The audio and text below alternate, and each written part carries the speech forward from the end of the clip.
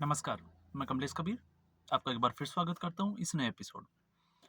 आज के इस एपिसोड में हम बात करेंगे न्यूज़ क्लिक की। न्यूज़ क्लिक एक वेबसाइट, एक पोर्टल जो देश विरोधी गतिविधियों के न्यूज़ फैलाने में या इसको हम कहें कि अफ़वाह फैलाने के लिए जाना जाता है। अब ऐसा मैं इसलिए कह रहा हूँ क्योंकि जब न्यूज़ क्लिक के जब आपको पता होगा अक्टूबर महीने पे जब संजय सिंह को गिरफ्तार किया था उसके 1 दिन पहले न्यूज़ क्लिक के कई ठिकानों पे लगभग 7 राज्यों में अलग-अलग ठिकानों के ऊपर जो है वो रेड डाली गई थी। और उसमें आपको ये भी पता होगा 30 से ज़्यादा जो न्यूज़ क्लिक से जुड़े हुए पत्रकार हो या फिर उनके जो ऑफिस के कर्मचारी हो, उनको पूछताछ के लिए बुलाया गया था और उनमें से अभिसार शर्मा का मैं नाम इसलिए लूँगा क्योंकि अभिसार शर्मा आप लोग जो है वो उनकी न्यूज़ वगैरह या हो सकता है सोशल मीडिया पे आपने उनको सुना भी होगा। अब पूछताछ के बाद में 2 व्यक्ति, एक प्रबीर पुरकायस्थ और दूसरे अमित चक्रवर्ती जो एचआर हेड थे, इन दोनों को गिरफ्तार कर लिया गया था। और उसके बाद में इन दोनों की अभी तक जमानत नहीं हुई।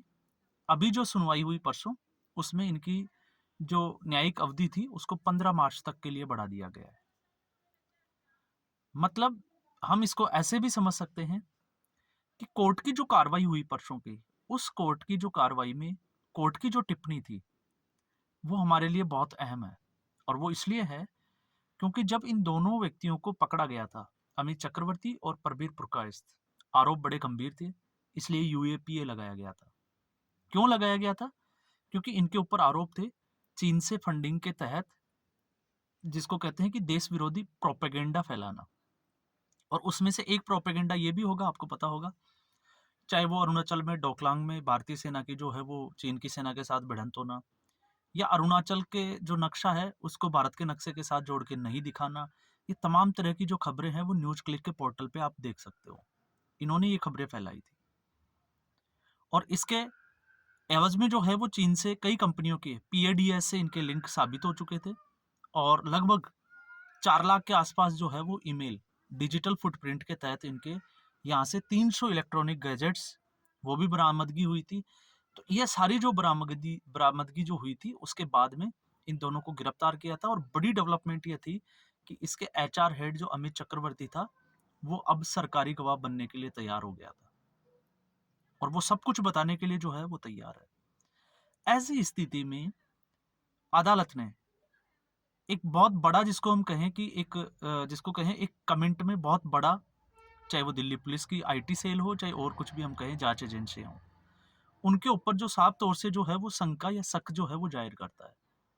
इसमें कोर्ट की जो टिप्पणी थी वो ये थी कि 150 दिन की कार्रवाई में और इतने इलेक्ट्रॉनिक गैजेट्स और इतने जो है वो पुख्ता सबूत होने के बाद में क्या इस पूरे मामले में 2 ही व्यक्तियों की गिरफ्तारी जो थी वो हो पाई है?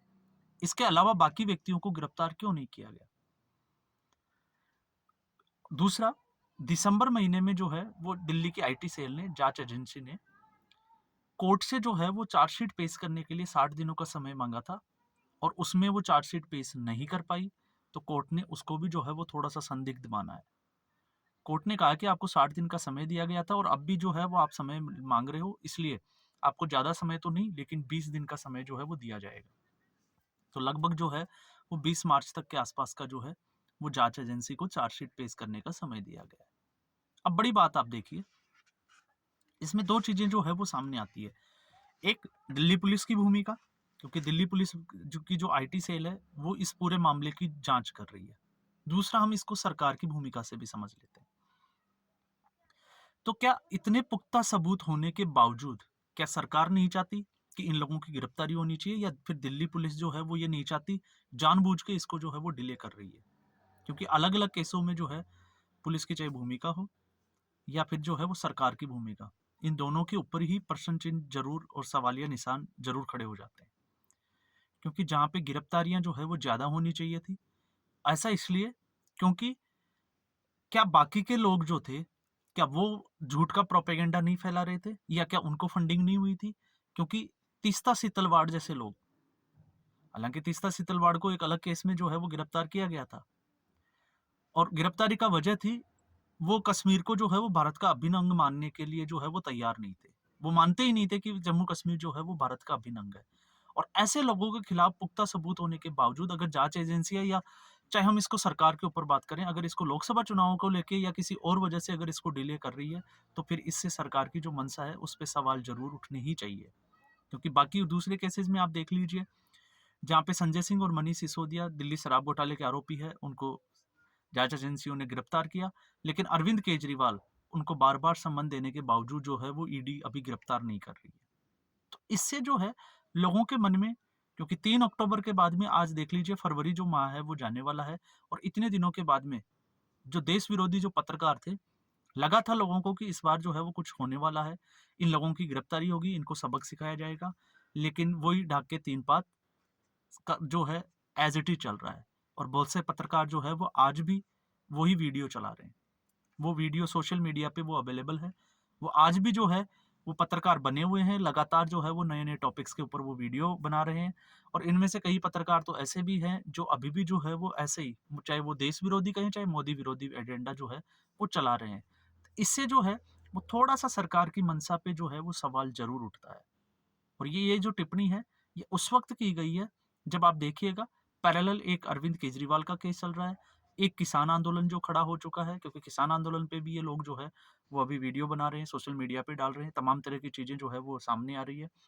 और दूसरे जो है रवीश कुमार, अजीत अंजुम, पुण्य परशुन वाजपेयी जैसे लोग जो है वो भी ऐसे ही एक एजेंडे के तहत काम कर रहे हैं। हालांकि उनका कहीं भी जो है वो ऐसा लिंक नहीं है, लेकिन न्यूज क्लिक का लिंक तो जो है वो साबित हो चुका है। और सबसे बड़ी बात है कि 4 लाख से ज्यादा ईमेल अगर डिजिटल फुटप्रिंट के तहत अगर इनके जो है वो साक्ष्य पेश किए जा चुके हैं कि इतनी जो मेल जो है वो पकड़ी गई है, तो फिर इसके बाद में इस केस में बचा ही क्या था।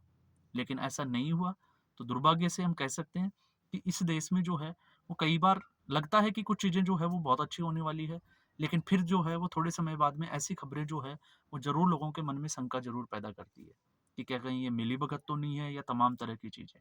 तो ऐसे ही जो है वो निचल क्लिक के मामले में चल रहा है। तो अब कोर्ट की जो कार्रवाई हुई है, लगता है कि इस बार जो है वो कोर्ट की सख्त टिप्पणी के बाद में शायद दिल्ली की आईटी सेल जो है वो 20 दिन में चार्जशीट पेश कर दे। लेकिन उम्मीद जो है वो ना के बराबर है, क्योंकि अब लोकसभा के चुनाव भी है, तो इसको लोकसभा चुनाव के साथ अगर हम जोड़ के देखें तो इसमें कोई जो ज़्यादा जो है वो अतिशयोक्ति होगी भी नहीं। तो आज के एपिसोड में बस इतना ही। उम्मीद करूंगा आपको टॉपिक समझ में आया होगा।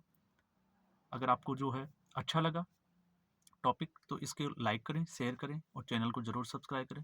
फिर हम एक नए मुद्दे के साथ हाजिर होंगे। तब तक के लिए नमस्कार, धन्यवाद।